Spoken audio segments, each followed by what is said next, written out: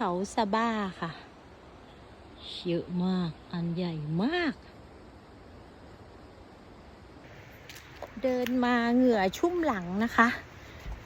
แต่ว่าป่าเย็นค่ะป่ารู้สึกได้เลยว่าเย็นมากทั้งที่เราเดินเหงื่อหยดนี่แหละ อันนี้ต้นตาวค่ะ ต้นชกอ่ะแล้วก็เป็นดงเลย เยอะเลยหลายต้นเลยค่ะตรงเนี้ยหมุนไปรอบตัวเนี่ยเจอต้นตาวหรือต้นชกเยอะแยะเลย